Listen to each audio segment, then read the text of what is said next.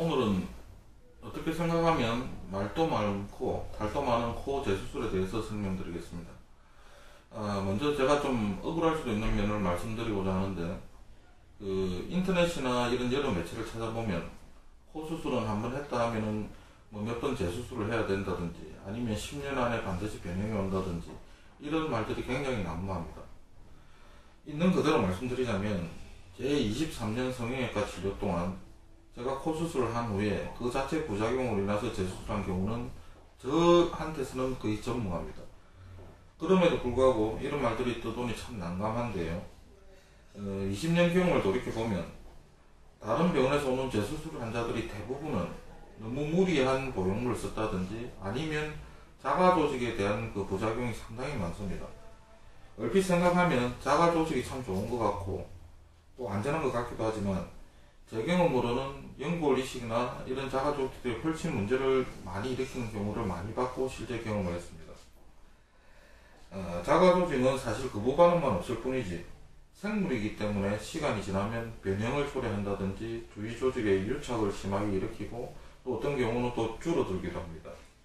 그래서 구축 현상 같은 것도 더 많이 초래하는 경우가 있고, 또한 문제가 생겼을 때는 실리콘만 있을 때는 실리콘만 제거할 수 있지만, 자가조직을 썼을 경우에는 주위 조직과 유착, 즉 완전히 융합이 되어버리기 때문에 제거하기도 힘들고, 또 제거하면서 더 많은 합병증을 초래하게 됩니다. 사실 자가조직을 제대로만 쓴다면 안전할 수도 있는데, 자가조직은 사실 대학병원 정도 같이 아주 철저히 무균 상태가 되어 있는 상태에서 이식을 한다든지 하면은 염증이 생길 확률이 상당히 작습니다.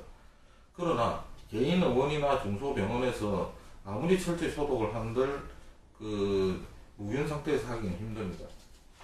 그래서 사실은 안전할 것 같지만 생각보다도 염증이나 이런 부작용이 많이 생기는 것입니다. 또한 제 개인적인 생각일 수도 있지만, 비연골이나 비중격연골, 심지어는 너경골, 이런 것이 필요 없는 것이 아닙니다. 원래 그 자리에서 자기의 역할을 하게 되어 있는데, 이걸 함부로 자주 떼게 되면 그 떼낸 자리에 합병증이 생기는 경우도 많습니다. 예를 들어서 비중격을 뗀 자리에 그 자리에 천공, 그 구멍이 생겨서 바람이 샌다든지, 아니면 기연골 뗀 곳에 변형이 생겨서 어떤 변형을 초래한다든지, 그런 경우도 종종 봅니다.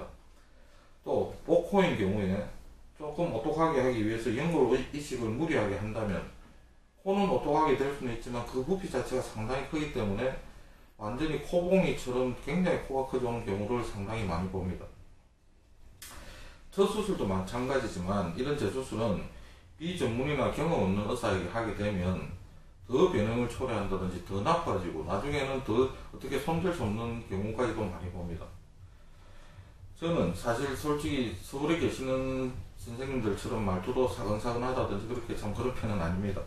그러나 제 환자들한테 소문난 것은 다른 건 몰라도 솔직하다는 것은 정평이 나 있습니다.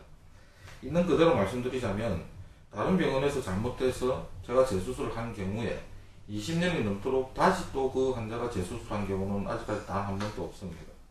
그 이유의 하나가 절대 무리하지 않는 성형수술을 하기 때문입니다.